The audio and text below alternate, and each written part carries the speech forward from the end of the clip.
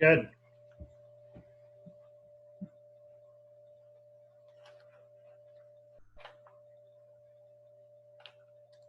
Good evening, everyone. Thank you for joining us in our living rooms to your living rooms over Zoom tonight. Just a quick reminder, if you could, please make sure that your audio and your video is turned off while we are presenting. I do also want to remind you that if for any reason you have to check out tonight, I know people are busy and have other things going on, but this presentation will be recorded, and so we will make it available for you to come back later and check in and see what you might have missed. So again, welcome. This is our Understanding the College Application Zoom, just one of many things that we're doing at AB to try and make sure that we get out as much information to you as possible and help you stay abreast of all the changes that are happening for the class of 2021. With us tonight are Violetta Pawlowska. She's going to help moderate and answer and ask some of the questions. And also Lindsay Roseman, who is also helping us. She is here. She's going to be our tech person, and she is going to be fielding some of the questions tonight.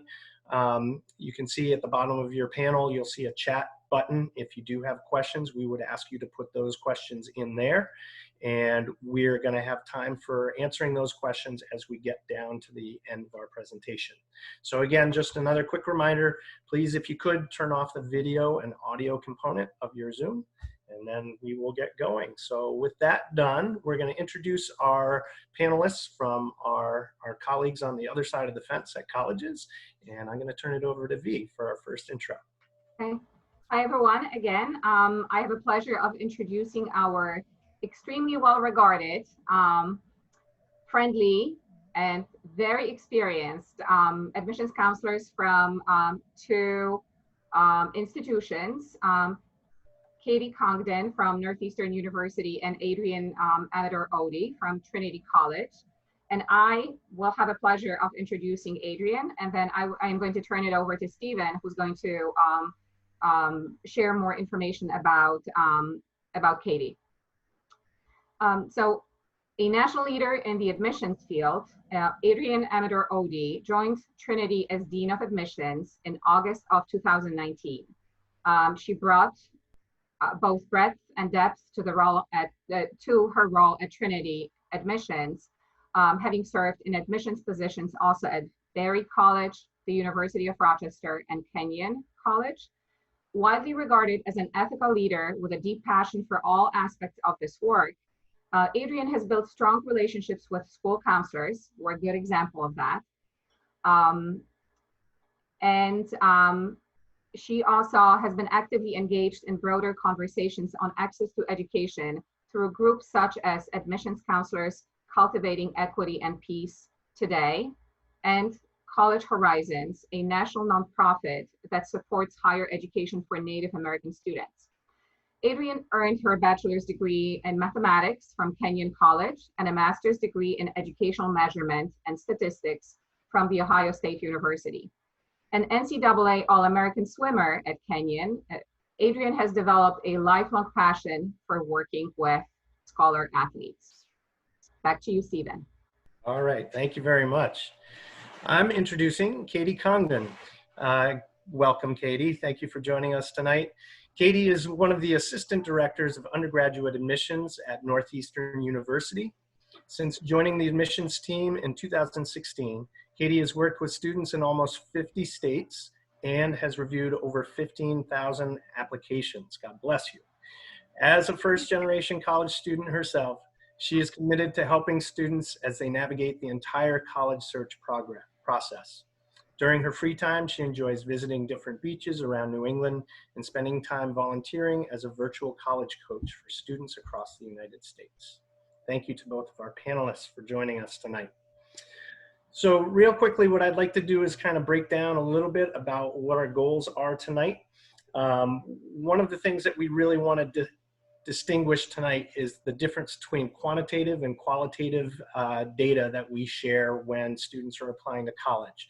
When we think of quantitative data, we're thinking about things like GPA and SAT scores, and certainly those are important in the college application process, but also important, and perhaps even more important now as we are dealing with changes during the pandemic are the more qualitative pieces of data. So we're talking about things like the essays that students choose to write, the letters of recommendations that are coming from teachers and people that know your sons or daughters very well. So really tonight, what we're talking about is how students can really leverage themselves as best they can to be able to share that information. And of course, talking with some people that are sitting who are going to be receiving these applications and going through the data. There's no better source than asking those that will be reading them and have history of reading them what their insights are and their recommendations moving ahead. So one of the things that we want to do is again encourage you to ask any questions that you have. Please feel free to write them into the chat component at the bottom of your screen. We do have some questions that we preset, and we're going to be asking those questions as we go forward. Once we are done with those questions, we'll turn it over to Lindsay, and she'll help us kind of navigate through the additional questions that you may have. We are scheduled for an hour tonight, so we're going to try and keep things moving pretty quick. But if we have to run over a little bit, I'm sure we can maybe consider doing that as well. So without further ado, I'm going to turn it over to V with our first set of questions. So I am going to get right into questions. However, I wanted to let you know that there's going to be an order that we have set to these sort of soft factors of college applications, or the so-called qualitative aspects of a college application.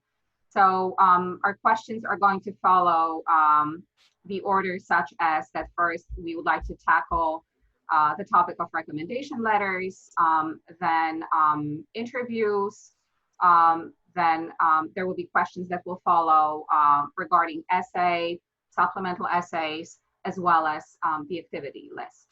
So in terms of recommendation letters, I mean, as we know, again, not that I am trying to take away the expertly advice or information from Adrian or Katie, but in terms of recommendation letters, those will be, as I understand, more formal statements that help round out applicant's profile, that also provide insight into who the applicant is from the perspective of someone who has worked closely with the student to bolster students' chances for admission, whether it be recommendation letters that are teachers or coming from teachers, counselor's recommendation. There are some optional recommendations as well. So if one of you, Adrian or Katie, or maybe both of you, maybe you could start with Adrian, if you could help us sort of frame recommendation letters and their impact on college applications, whether colleges prefer recommendation letters from 11th grade teachers versus 10th grade core subject teachers, or, you know, so, and there will be some more information, some more questions that will follow, certainly. So thank you, Adrian, in advance for your comments. Yes. So I think recommendations, as you were saying, can really help round out a student's application. So when you're thinking about putting an application together in general, it's going to be really difficult and frankly impossible for you to capture in 10 to 30 pages, depending on the application, the 16, 17, 18 years of your life up to this point, especially given the tumultuous times we're living in right now. So with every component of that application, you're trying to add dimensions to who you are and to the story you want to tell about yourself to us. And so the recommendations are really a way for us to learn about what you're like in a classroom setting. Are you the kind of student who sits and processes, is slow to speak, but when you say something, it's really brilliant? Are you someone who's ready to start a conversation and is a little bit uncomfortable with silence, and so you're happy to take charge right out of the gate? Are you somewhere in the middle?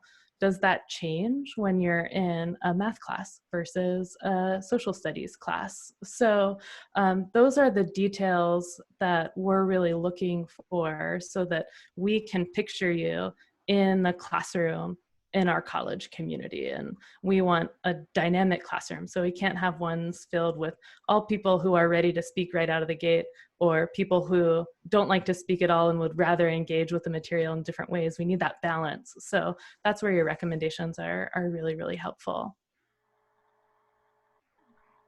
Thank you. Thank you. Sure. One of the questions that we have received had to do with your take, and maybe this time I'll ask Katie, on whether a student can be penalized for an average written recommendation letter from a teacher. Are you measuring the writing ability of the recommender? There is a conversation that recommendations should be of high quality. That's a great question. Thanks, V. I think that if we were trying to admit your teacher to a college, then maybe we would judge them on their writing ability. But as of right now, we're really just looking at you. I think the biggest misconception with the letters, and even furthermore, the teachers that you're asking, is that the teacher has to be a teacher in a course that you're getting an A++ in, and that the course needs to be related to your major, which is not the case at all. So if you are getting a recommendation letter from a teacher that maybe you're getting a B in, maybe a C+, but you've shown a lot of growth mentally, physically, not so physically, I'm sure you're growing in high school, but more academically speaking in that class, then I think that's going to show more than the teacher's writing ability, truly. Thank you. Thank you. As far as the preference around your office is receiving recommendation letters from core academic teachers from 11th grade versus 10th grade. Do you have a preference, Adrian?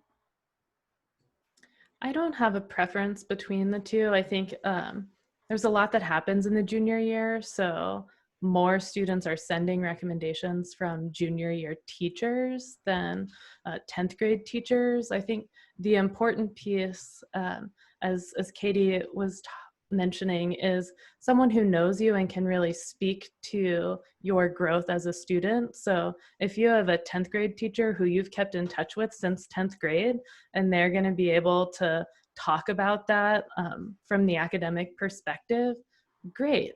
If you haven't invested the time in getting to know your teachers yet, now is a really good time to do that. So you might need to wait to have a teacher who you see a little bit later in high school for that. So you have some control over what your recommenders say by the investment you're pouring into that relationship with your teachers. So take control of that part of the process.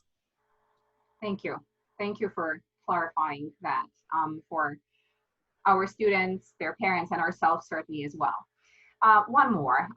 So what is your stance on applicants or supplying additional non-academic letters of recommendation? Is this encouraged or not? Maybe Katie? Sure, we get this question year after year, and although we don't necessarily put a limit on the letters that students can send in, after the 17th letter of Sean is a great kid, I get it. I think you're a great kid too at that point. We honestly don't have time to read through all of them cover to cover. And so chances are now we're just skimming through it. So it's kind of a waste of everyone's time. I think that if you have a few people in mind, maybe most common ones are, for example, we've had a lot of soccer coaches. We've had a priest at your church. Maybe you've been in the specific program with them for a while. We've had part-time job managers write letters of recommendation. I think your elderly neighbor that you mow a lawn for once every month is probably not the best person. But it really just depends on if they're going to add value to your application. And something else to add, regardless of who you ask, whether it's your soccer coach or your history teacher, always, always, always thank them. It is not an easy lift for them to do this. You are not the only student, I guarantee, that is asking for these letters. So please let them know how important it is to us and to you in your application. Okay, thank you. I'll just add, if you strategically thank them, a few weeks after you've asked them, even if they haven't done it yet, it's a nice reminder to them that they should write that recommendation and submit it on your behalf. So it's a good act to do in and of itself, but will also benefit you as you move through the process. Okay, thank you. Well said. So another sort of component that I am hoping to pick your brains on has to do with interviews. And I also wanted to say that it's lovely that we do have the admissions directors from two colleges that vary in size. So let's say Trinity College being quite a bit smaller than Northeastern University. And I am aware that, not that I am taking away information from you, Katie, but so Northeastern University does not offer interviews, and but I know that you're very well experienced in the field of college admissions and will be able to speak to it, whereas Trinity does offer interviews. So we would really appreciate your sort of views on the topic of interviews. Here are some questions in that regard. What is the role of the interview in the application process for colleges that do offer interviews? And would you encourage them? I can start since we offer them. The role of the interview is multifaceted. So it's an opportunity for us as colleges to really get to know you off paper. And if you have the opportunity to meet an admission officer or a student ambassador or an alumni from a college that you're interested in to have a conversation, that person is going to have your face in their head as they're advocating for you in the process. So it's a way for you to kind of flesh out some things that are really difficult to write about, especially in an essay or a short answer, because you're often constrained with how many words you can use to respond to those specific prompts. And you have a lot of freedom in an interview to really show off who you are. And it's also a chance for you to get to know the college and the vibe of the people who work for or represent a particular institution. You'll get to ask questions. And so I think a lot of students get really nervous about interviews because you think it's purely evaluative, and it's often both evaluative. We want to make sure that you put a little bit of thought into ways you might describe yourself and your interests before you go into that interview, but also think about some questions that get to the sense of the spirit on campus, especially since you're not able to visit campuses right now, or may be limited in the campuses you can visit. Connecting with somebody online hopefully gives you something that you wouldn't get from the website as you move through the search process as well. So we do use them as we're making decisions and crafting these college communities, but I'm always so impressed by what students choose to share with me. I really can only think of a handful of times where an interview didn't go well, and it was usually when family members were pushing the student to interview at a particular school where the student wasn't interested in. And some students are really honest when you get them alone and will say that, and we turn it into a little bit of a college counseling and college planning session. So a little plug to family members who intend, I'm sure, absolutely no harm. If a student's not interested in the school, then it's not worth having an interview and having them go through that process, because time is really precious, as we're learning more and more these days. And so I hope that time is spent on schools that are truly interesting to you as you move forward. Thank you. I'm not sure if there's anything else that you would like to add, Katie, to the topic of the interviews, many around the fact whether there might be any universal advice for prepping for a college interview. And I know that Adrian has just sort of lent us one of the advice, but I wonder if there's anything else that you would like to add. Yeah, I just want to echo the last thing that Adrienne said about showing interest. I think there's a good balance of being able to show interest in an interview, but don't use this as your tool to become interested in the college. You're taking up the time of an admissions counselor, an alumni, maybe of a student. So really use this as kind of a building block to say, yes, I'm totally interested in the school. Now this is exactly where I want to be. I like the vibe. I like their answers. This feels like a good place. Something else to think about is if you're looking at a school that's far away from where you live currently, thinking hopefully it's Acton Boxborough or somewhere around the area, think about going, instead of visiting schools in person, even if we can in the fall, think about contacting some of their admissions reps. Some of them are regional, which means they're closer to you. They live in other regions of the United States and the world. So feel free to reach out to, I don't know, University of Texas and see if they have an admissions rep in the Boston area that you could reach out to. It's definitely easier than traveling to somewhere like Texas or somewhere else, for example.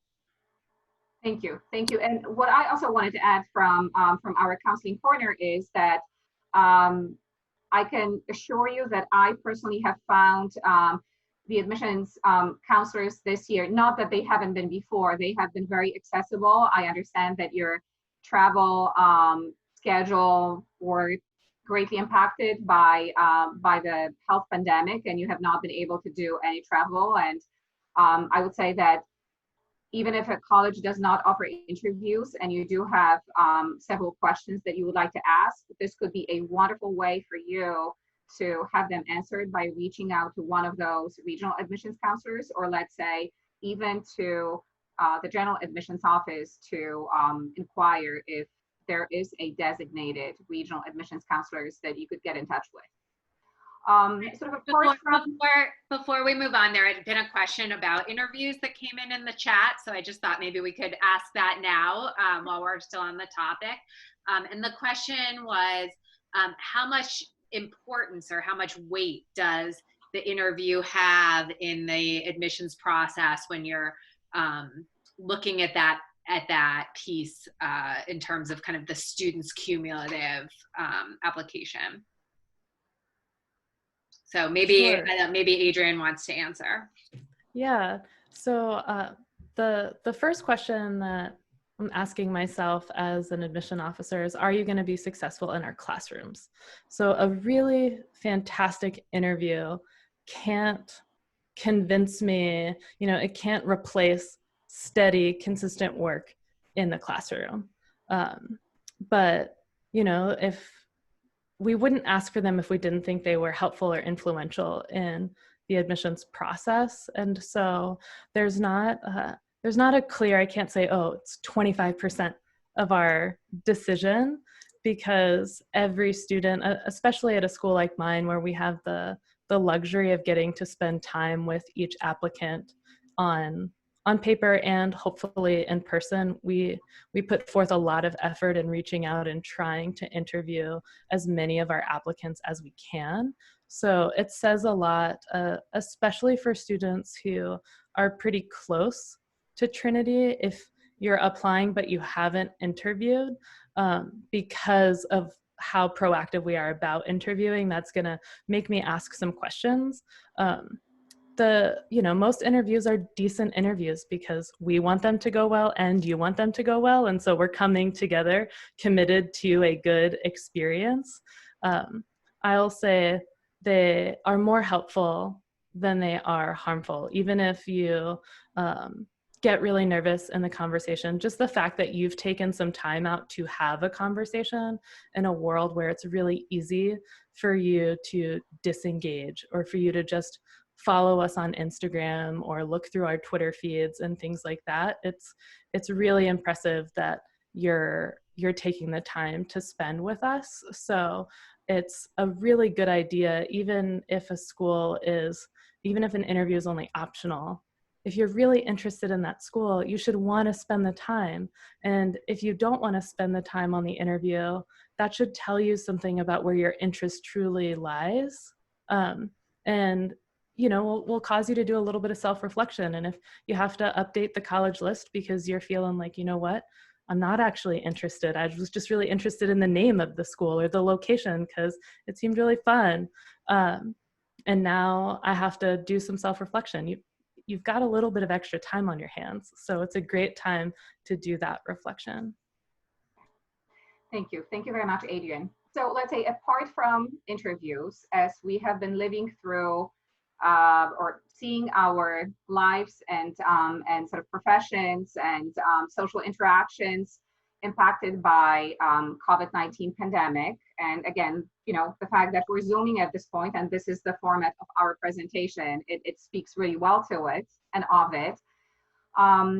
I'm wondering if there are any ways that you and your admissions team have discussed changing your process or your methods of reviewing student applications in the times of this health pandemic in the upcoming application season. Katie, maybe we could start with you. Sure, thanks. There are a few different ways we're thinking about this. This was something that we thought of pretty early on, even before we got too deep into the virtual world. I think the biggest thing for Northeastern has been making that transition from requiring test scores to being test optional. So now moving forward, we will no longer be requiring test scores in the application process. Please know that if you do decide to submit a test score, we will still review that. Again, we're test optional, so we can see it if you send it in. But please be aware that if you decide not to send one in, it doesn't mean that you'll be negatively impacted in any way. You're still going to be reviewed for admission to Northeastern in general, admission to our university honors program, and all merit-based scholarships. Okay, thank you. Is there anything that you might like to add, Adrian, and not putting any pressure on you, but I just didn't know if there was anything that you could say regarding the admissions process or the changes that, let's say, are likely to occur, maybe not changes, but let's say Right. Another additional aspect of review during the era of COVID-19 at Trinity College.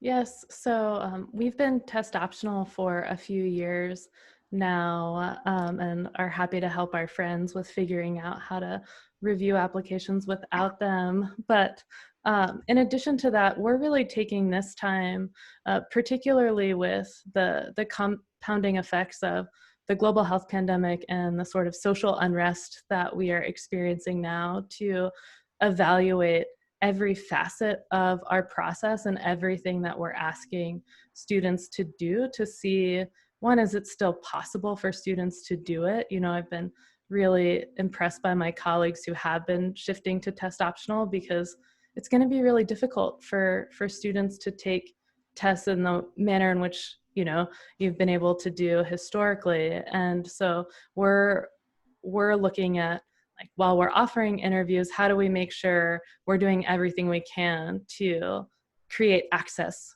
to those interviews? If students are having internet issues, what can we do as Trinity in, you know, facilitating ways for them to get access to the internet to fill out applications? We currently have an optional supplement, and we're debating on whether or not that's really serving students going forward. So there may be some changes on that front. We're looking at our deadlines. We have an early decision, which is a binding admissions program for folks new to college admissions vocabulary. And that deadline right now is in the beginning of November. And we're thinking about how we can operate an early round of admission later, just to give students a little bit more time, since there's just so much disruption around you. So I don't have any definitive answers or responses, because the privilege of being at a small liberal arts college is the process was inherently flexible to begin with, because we don't have as many applications as a Northeastern does. But we are trying really hard to meet the diversity of student needs, because the point of our institution is to bring you into the community and to educate you. So if we're creating unnecessary barriers to that education, that's not your fault, that's our fault. So I'm excited about the self-reflection we're doing during this time, and feel a little bit like a sophomore or junior in high school, or what I would hope a sophomore or junior in high school would be doing, and looking inward and really thinking about what we value as an institution and how we bring that about in all of our processes. Thank you. Thank you, Adrian and Katie. I really do appreciate your sincere sort of responses and reassurance. I think to those of you that are watching, whether you're a parent or whether you're a student, again, you hear that you do have a lot of understanding and support on the other side or the receiving side of people in admissions that will be reviewing your college applications, and certainly understanding the complexity of the world around us, not just in the United States, but outside of the United States as well. And the level of challenge that it has sort of presented us with when it comes to summer programs, or the availability of summer programs, or in some cases, your ability to continue your engagement in sort of service, or some hopes for being able to pursue internships over the course of the summer. One very quick question for one of you. So let's say now that students cannot physically visit campuses at this time, are there any other ways that you would expect or recommend that students sort of show a higher level of interest or engagement in the search process? Maybe Katie. Sure, there are countless ways. I don't want to bore you with all the ways you can possibly get involved in Northeastern right now, but if you have a little bit of time, we do daily live prospective student information sessions. That's a mouthful. And the idea behind the live aspect of it is that you can get your questions answered in real time rather than having a recorded session that you can watch daily. When you're done with that, you can go over to our virtual tour. You can walk around campus that way. Although we would obviously rather have you on our campus physically, I think it's just easier for everyone to be home right now, keeping everyone healthy. Other things to do are connecting with HAs. HAs is the term we use for our Husky ambassadors. If you're not aware, we are the Northeastern Huskies. So feel free to connect with those current students. We have faculty members involved in that too. We have Instagram and Snapchat takeovers. I'm still kind of new to that, so trying to learn as we go with those platforms, but we're doing that almost weekly.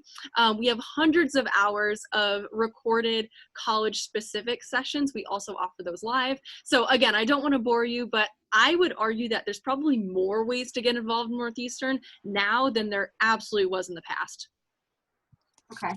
I would imagine, Adrian, that Trinity College has a sort of fair share of wonderful and very informative virtual programs that you offer. I know that you spoke to interviews.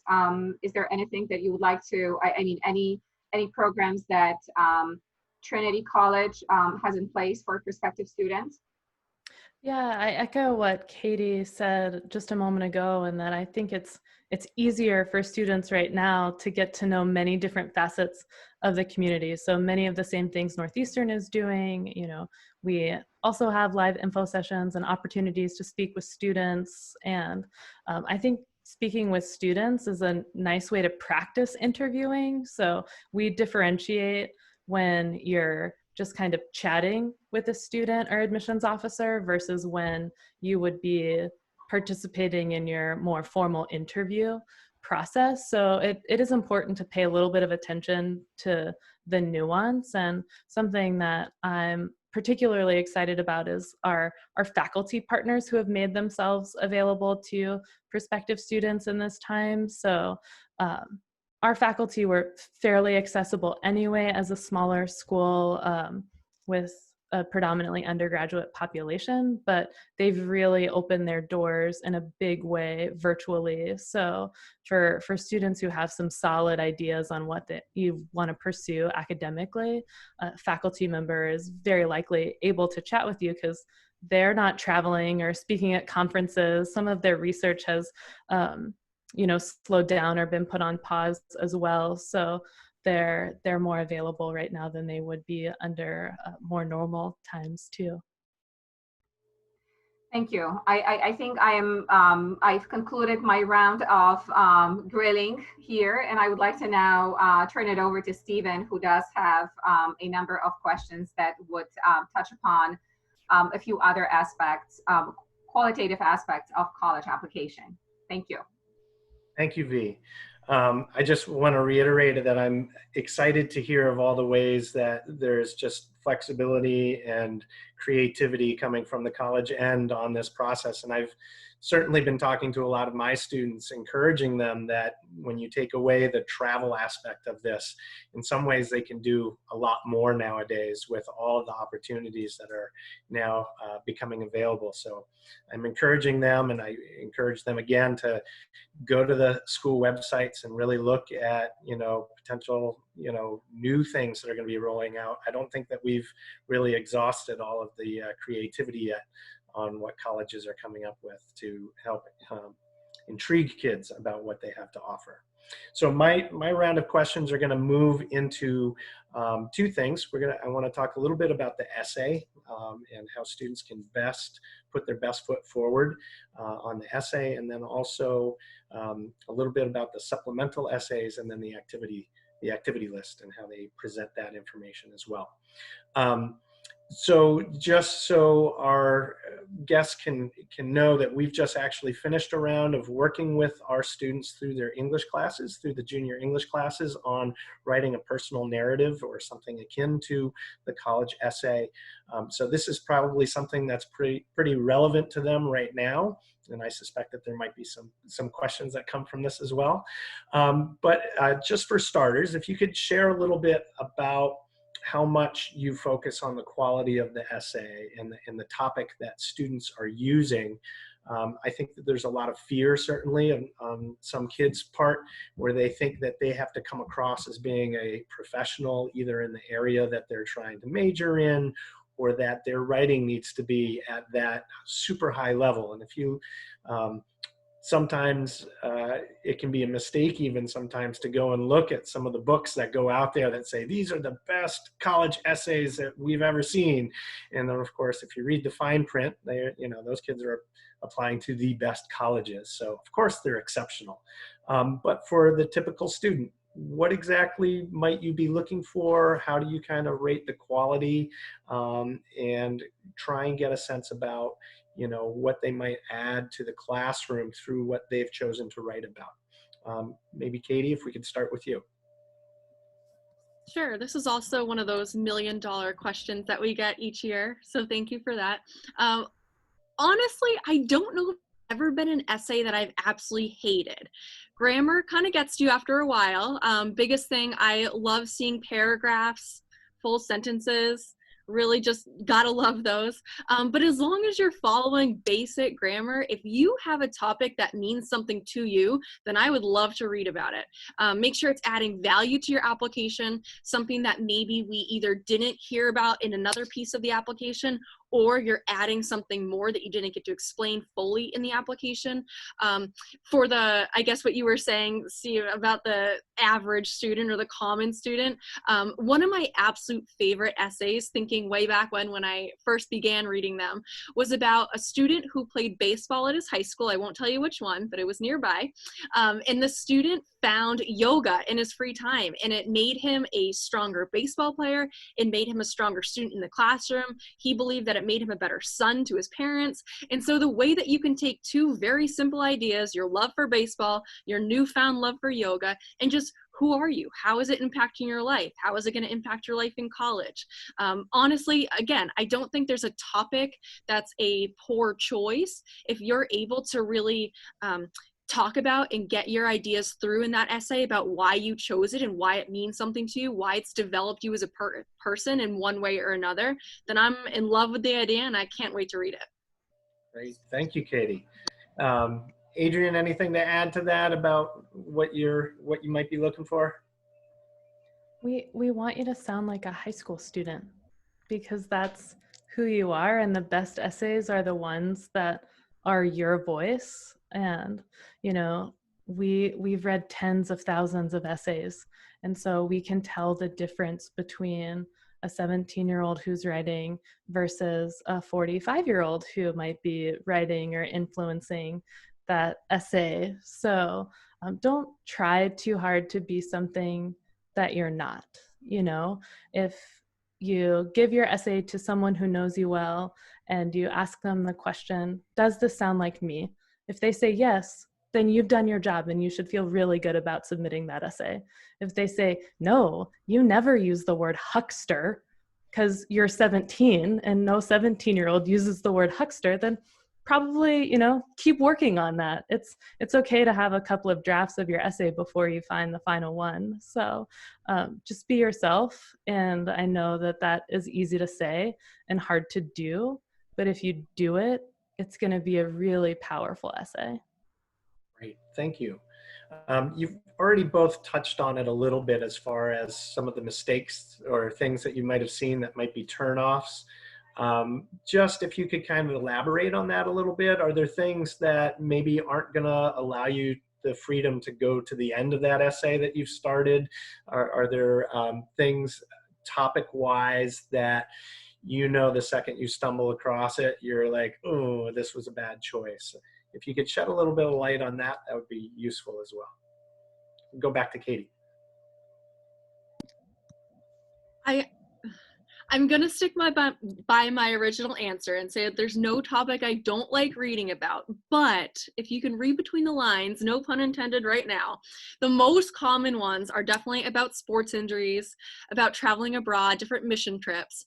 But when you think about it, your life at 16, 17 years old isn't filled with much more than that. So if this is something that truly, again, has impacted your life, has changed your life in one way or another, please let me know. One thing that that almost keeps me up at night, I would argue to say, is when a student uses quotes in their essay. I think you're just taking up room, you're adding a lot of fluff there. I like to advise students to almost answer this question as if the exact prompt was posed to you, maybe in an interview. Kind of going back to the conversation about interviews. If someone asks you, explain this one time that your life was changed, I don't know, something like that, you're not going to start off with a quote from Shakespeare. And if you are, I don't really believe you. I don't think you are. So just be genuine, be your 16, 17-year-old self. Tell me how something has truly impacted you in whatever topic that may be. But just know that there are some more common ones than others. Great, that's perfect. Adrienne, anything to add to that, or? I think there's a lot of power in proofreading, and I would encourage you to read your essay slowly aloud before you press submit, and catch some of the errors that aren't going to be caught by spell check, by grammar checks and things like that, because you don't want to distract us with things like that. We really want to know the story. And Katie, I really appreciate you making the point that, like, we have been living in really extraordinary times. And for some people, there have been extraordinary impacts that will naturally lead into a college essay, but we don't need you to have an extraordinary moment in order to write an extraordinary essay. So really, like, simple proofreading, making sure that some of the spacing that you can control so that it doesn't show up as one giant blob.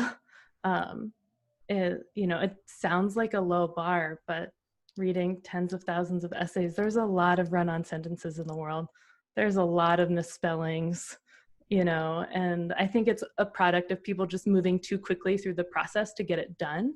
So, slow down, read it one more time before you submit it, and then feel good when you press submit. Absolutely. Great. So, and if I can add, I don't think that spell check is really your best friend. I think using your best friend to read your essay is probably your best option. I'll never forget reading an essay about how this girl wanted to grow up to be a gymnastics couch. Now, eventually, when I got to like the third paragraph, I realized she wanted to be a gymnastics coach. And couch and coach are both words that the dictionary would know. But again, just use a true human when you are doing that proofreading. Great, thank you both. And I like the idea too, where having them stand up in a mirror maybe and read it out loud to just hear the cadence and the pacing of it, or maybe even to have somebody who hasn't read it yet read it out loud and see if it sounds the way that they really want it to sound. So I appreciate that. Having someone else read it, great idea. And I know it doesn't seem like a lot, but we're not trying to like fill you with a bunch of gotchas in the college admissions process. We're trying to create a series of activities that lead you on this self-reflection journey so that when you make a college decision, you're making the right choice. So the process is not designed to be one to overcome so much as a process to engage with so that you can make a confident, you can have confidence in making your next step a good one. Great. The next piece is the supplemental component. A lot of schools that kids apply to nowadays have supplemental essays. It is something that I think a lot of kids get too late in the process. So certainly we're helping them on this end with the actual essay that they're using as kind of the blanket essay for a lot of schools. But then with the supplemental, a lot of kids sometimes don't even hit that button and say, oh, there's a supplement that I need to complete.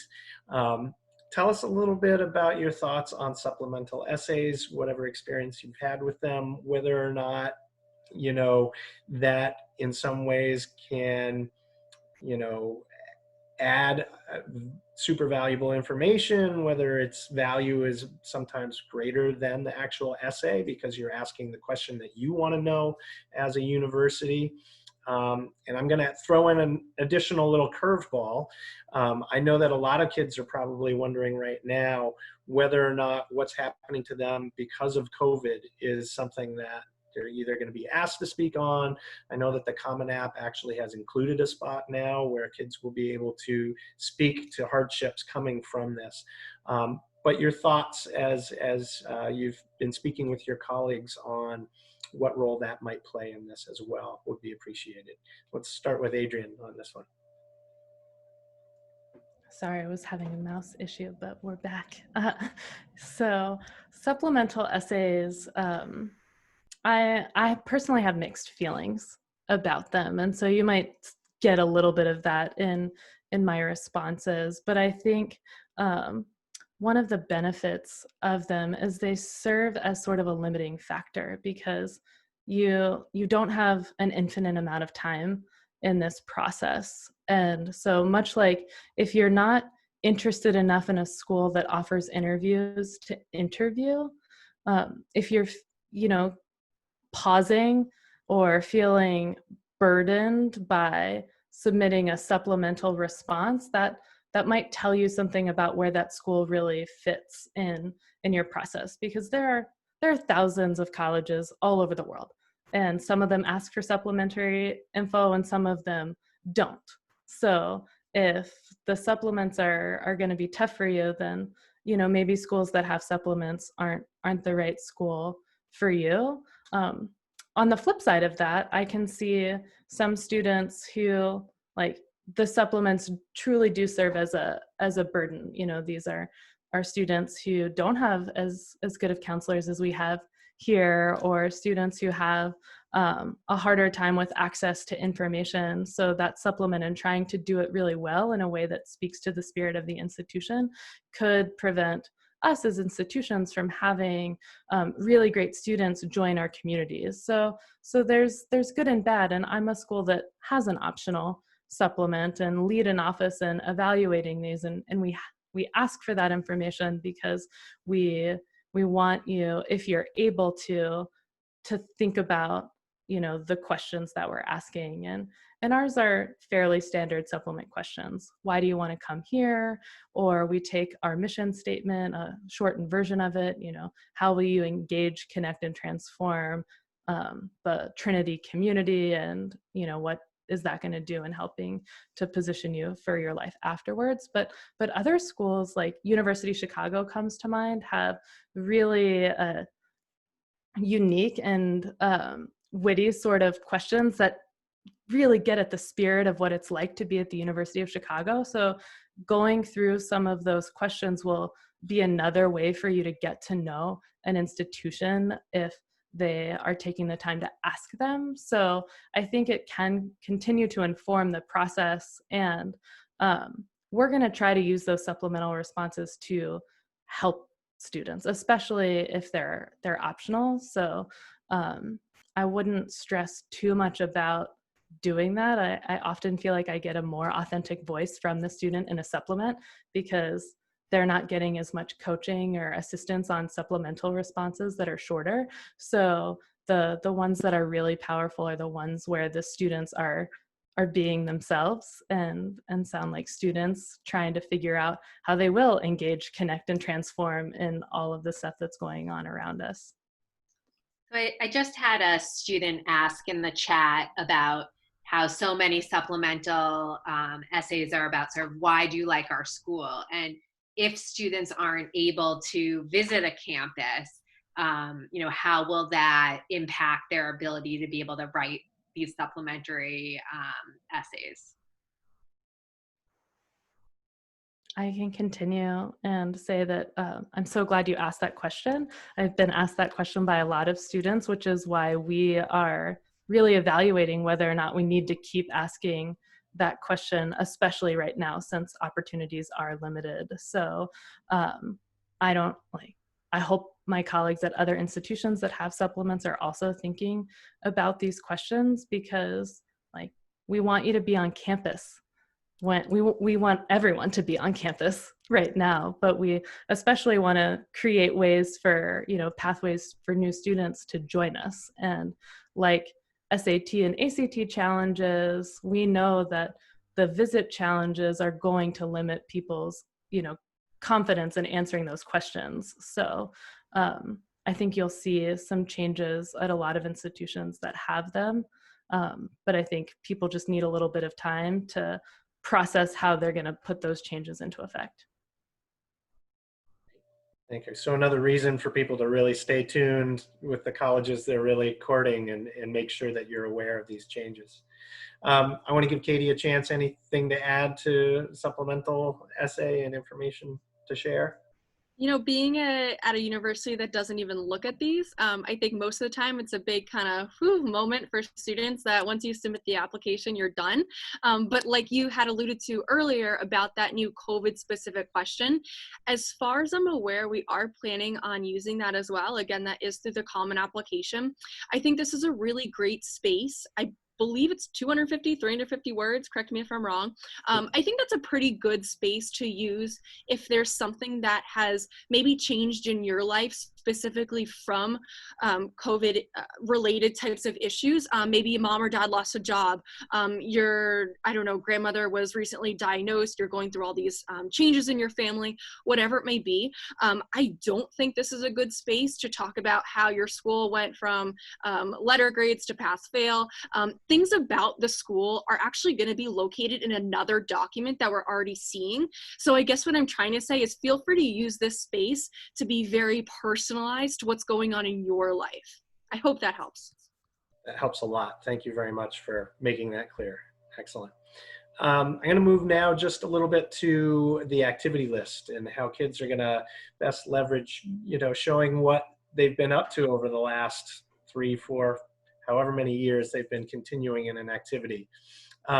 A lot of our kids, certainly with the limitations on a Common App of, you can only put 10 in there. Sometimes they spend a lot of time trying to figure out, what do I cut out? What do I put in? I'd like to start with just touching a little bit on the quality versus quantity debate. And it's certainly something that when we are talking to our freshmen, when they come in and there's this rush, this urge, I need to be involved in this, this, this, and this, is talking to them about it. Really, it's more about quality and finding a few things that you're really passionate about. How do you as admissions people really kind of figure that out? Where's the quality versus the quantity? What's important and what are you looking for in the descriptions within that portion of the application that are going to be useful for you? Let's start with Adrian. I would say it's very much a quality over quantity. We don't expect you to be superhumans who are very invested in a dozen different activities, because that's really hard for most people to do that and to be really good stewards of their time like that. So it's very natural for people in the earlier years of high school to have more activities because we expect you to be exploring and to try things out. And then to have that activities list sort of narrow as you move through high school and you learn a little bit more about yourself and the activities that you're pursuing, and you're starting to learn how to prioritize, because when you get to college, you're going to have to do similar things. You'll probably try out a bunch of different stuff in and out of the classroom at the beginning, and then as you continue to learn about yourself and learn about the organizations, you'll like, these are all really great great practice for each stage you'll have in your life going forward. So we can tell when you're committed to something because we'll see on your application how many years you've been doing it and how many hours per week it takes. And so, if somebody is, say, a baseball player, as Katie was mentioning earlier, and is spending 18 hours per week playing baseball, we don't also expect that student to be spending 18 hours per week working with the Boys and Girls Club, because that's 36 hours and we want you to be sleeping and you're in school for 40. So we can do a little bit of math in the admissions process, and we'll also notice if you have many activities that are 20 hours per week and if you're sort of overstating your involvement. So most students actually understate the amount of time they're committing to activities. So definitely while your activities are on pause or maybe reduced because of the climate that we're in right now, really think about when you were participating, like how much time were you actually spending? Like not just in a club meeting, but talking with fellow club members, planning, and those informal conversations that contribute to, putting on the homecoming dance. That probably took more than 1 hour each week for the fall, but you were only in your club meeting for 1 hour a week. So make sure it's capturing sort of the broad sense, because that's really helpful as we're trying to assess, okay, you've done 2 activities for a lot of time. That's great. Things students forget to put in those, part-time work or full-time work. That's a common thing that people forget to mention, and that certainly would limit your ability to participate in student government if you have to have a 20-hour per week job to help with your family. Same with family responsibilities, which may have shifted, especially right now. If you're caring for siblings or parents or grandparents for any number of reasons, then that's going to limit your activities, and we don't expect you to be the caregiver of younger siblings and shuttling them around to activities while also being the president of the student body and in charge of the math club. We do want you to commit to your classes and to have some time to hang out with your friends sometimes too. Great. No, thank you for that. I think it's, one of the other questions that's I was going to move to was really talking about those added things that came with the pandemic. And, a big portion of that is the things that they've lost. So the activities that they lost this year. Do you have ways that you would advise kids to share, those things that they anticipated doing and that perhaps they lost? So again, I know I just spoke to the fact that they do have that component in the Common App where they will be able to put that. Is that where you'd want to see it, or is there some other way? Katie, why don't you take a shot at this one? Sure. I mean, if you have nothing else to write in that essay and you absolutely need to write something, just as a side note, this is an optional piece, definitely not required. But if you would rather put it on your activity sheet, 100% go. This was not something that anyone expected, to say the least. No one expected your basketball team not to play this year, whatever it is, I don't know. So yeah, please feel free to continue writing that on your activity sheet. So that's a space on the application. I believe there's 10 spaces for activities that you can write on that. If that's not enough, or you want to expand a little bit more about those activities, or maybe even how they were impacted due to COVID, you can always submit a resume. I know some colleges require them, some make them optional, like Northeastern does. Feel free to submit it. But truly, if you're just going to copy and paste your activity sheet, I'd say hold off, because we really do read your activity sheet. But ultimately, if that is not a space for it, the COVID specific essay is not a space for it, please submit something that tells us. We want to know everything about you so we can make our best judgment. Great. Thank you very much. All right, I want to be cognizant of the time. I know that we're right on top at 8 o'clock. Yeah, I had a few questions from the Yeah. chat that I was hoping we might be able to get to. I think a lot were answered. One is, how do you think as admissions officers that the class of 2021 admissions might be impacted by the class of 2020, some students taking gap years, and, you know, sort of space availability for the class of 2021 to be admitted to colleges? I can start and welcome additions. So we actually aren't seeing any differences in behavior right now as far as deferral and gap year requests for the class of 2020. I do anticipate that we'll see a little bit of traffic once we make decisions about what our academic year will look like and things like that. My gut is telling me that we'll see a flurry of activity once those decisions are made and requests to kind of shift start terms. What we're trying really hard to do is to help students in the class of 2020 kind of remain on track. So if they, defer to January, we're putting a lot of resources in developing a more robust summer term, which would be unusual for a school like ours to have a sort of full-blown academic experience over the summer, to free up space for the class of 2021. And so we're doing a lot kind of behind the scenes to manage our space, because we are a residential campus with a limited amount of physical space and not a lot of options to kind of grow our physical space, being in a pretty major urban area. So those are the challenges we're facing. But I think kind of more broadly for the class of 2021, it is our fault as colleges for creating the narrative that there aren't spaces. There are a limited number of spaces in higher education. Sure, there are a limited number of spaces at Trinity and a limited number of spaces probably at Northeastern, but kind of big picture globally, like if you want to go to college, there are a lot of options and a lot of spaces for you, even if everybody in the class of 2020 deferred, which isn't going to happen. There would be space. So I hope that that's a comfort to students and families. Like we are actively, even at a school that can only welcome, 550 to 600 new students, trying to figure out ways to shift our calendar so we can continue to welcome the same number of students next year, to maintain that balance in our community.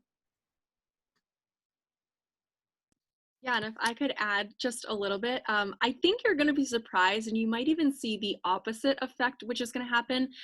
If that essay question from earlier was $1 million question, this is probably the $2 million question we're getting right now.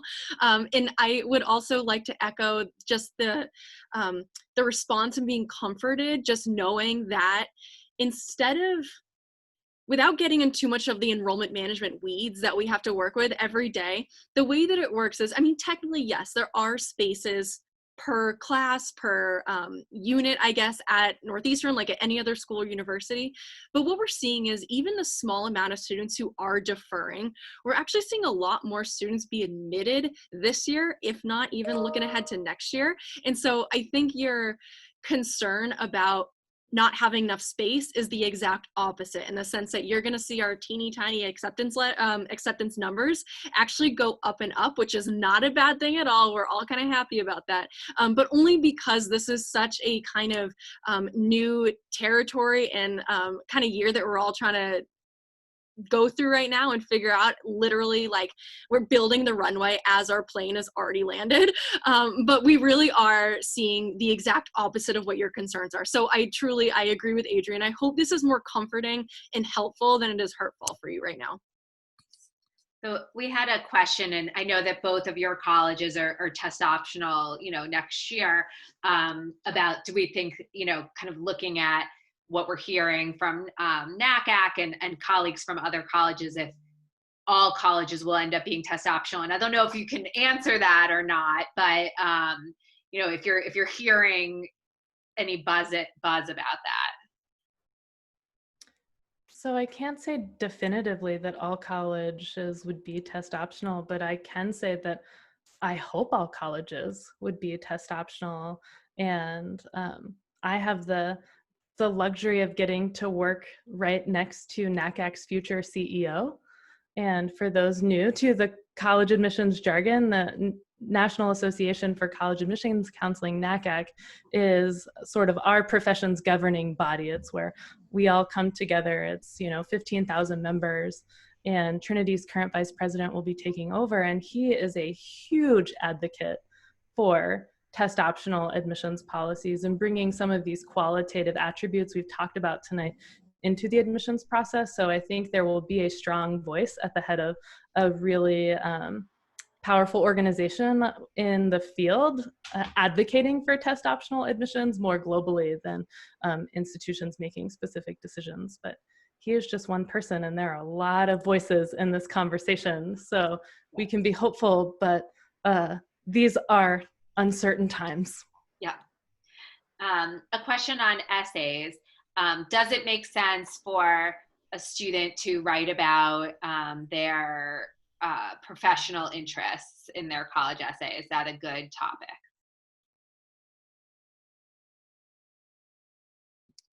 Yeah, absolutely. But do just know that if you write about it, it doesn't mean that you need to apply to that specific major. We're not tying you or binding you to this at all. So feel free to do that if you want. Maybe you shadowed a doctor recently and you want to become a pediatrician in a few years. Go for it. But definitely doesn't have to be anything major related to academic at all. I had just a couple. Do we think that colleges will consider their application fees in light of the economic situation? I would guess that any family who needed an application fee waiver because of economics would be able to receive that, right? Nothing different, right? And then one final question, and I think that Adrian had touched on this, but will there be any consideration to application due dates, in light of the fact of the COVID situation, particularly, if schools are not in session in a regular way in the fall? I hope so. And I'll take this moment to remind people that there are many different application timelines that already exist. And so many schools have rolling admissions processes anyway. Right now at Trinity, we don't, but even in this year, we kept our application open until this week for new students, which is very unusual for us because we knew that the effects of this were not going to be immediately seen in March when we were releasing our decisions. And so we just kept that open, and as students and family plans change, we were able to offer a more flexible application timeline. And so my hope is that if we're a school that's pretty rigid, and as we've got 200 years of history in this very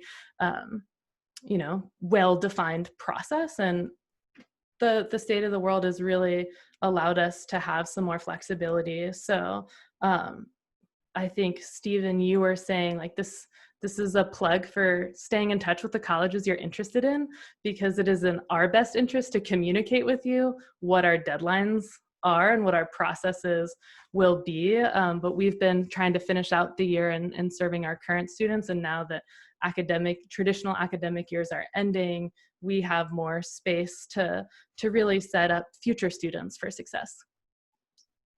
And just as we're starting to wrap up, are there any final thoughts, things that we didn't talk about ways that students can be presenting themselves as an individual to colleges? I know we touched on the recommendations, the essays, the extracurricular activities, but do you have any other thoughts about that piece? I think it's really important to look at yourself and do a lot of deep reflection. Know that you don't need to be the biggest and best, most well-rounded kid at Acton Boxborough, at anywhere in Massachusetts, US, wherever. Our job as enrollment management specialists is to find and recruit the most well-rounded class. Leave that up to us. I think this also goes back to the question about my activities, should they be quantity over quality or vice versa? What are you looking for? We're truly just looking for the most genuine you. We're looking for a student that is already engaged, that is then going to become engaged on our campus. And when I say engaged, you also don't have to be the president of 4 clubs. If you're just a member of 4 clubs and you're better as a follower than a leader, then that's fine. Again, we are recruiting a lot of leaders so that we can also have a good amount of followers as well. Leave that kind of well-rounded shaping, creating, building up to us. And everything else, I want to say it should be fun, but I've been through it myself and I can tell you firsthand, it's probably not the most fun process you've ever been through. But this is really a great time to kind of reconnect with your parents, your friends, your family, your guardians, and really just kind of do a lot of deep reflection on yourself. Ask them what kind they think is a good kind of next step for you, even if it's not college. There's so many different opportunities out there, and use this to really learn more about yourself. That's great. Yeah, I want to Yeah. just say again, I think it's great, and I want to encourage students and parents, just ask questions. I mean, I think again, with the moving landscape of everything that's going on, it's just, it can't be said enough that the flexibility is there, but you have to go out and consume and find the information and make the most of it. And you've got lots of help. Your counselors here are still on board here to help you. So please take advantage of that. I want to thank our panelists very, very much for taking the time, and you guys are so incredibly busy. So thank you so much for taking the time to be with us tonight and answering all these questions, and for all that you do. And I'm sure you'll see some of our student names crossing your desk sometime shortly down the road. I think that's pretty much it. Just a reminder. Did Adrian want to share a final thought too, or I just wanted to give you an opportunity before we hang up. Sure, thanks. I would encourage you to apply, your list of schools, whatever number is going to make sense for you, because every person's situation is a little bit different.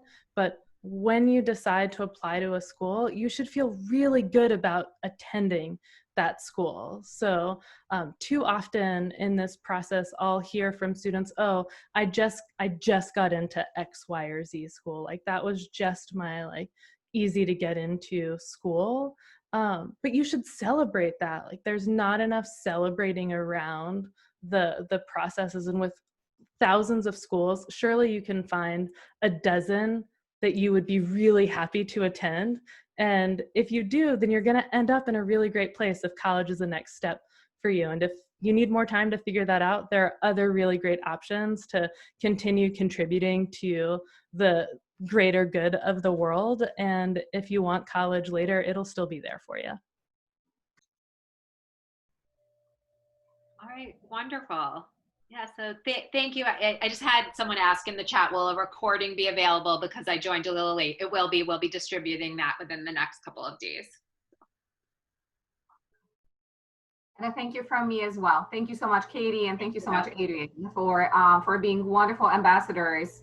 And although representing colleges that differ in size quite a bit, and in some tiny approaches in the admissions and interview process, no interview process, but I think that your messages sort of resonate, and again, you've presented a united front and a lot of reassurance to our families, and certainly we appreciate the empathy and the understanding of this challenging moment in our students and our families' life, as many of them experienced some health issues and certainly some financial hardships sort of placed upon them by the COVID. So it's good to know. It feels really great, and certainly we're grateful to know that that there's a lot of understanding and support on the other side of the process. Thank you. Thank you both. Appreciate it. Thank you.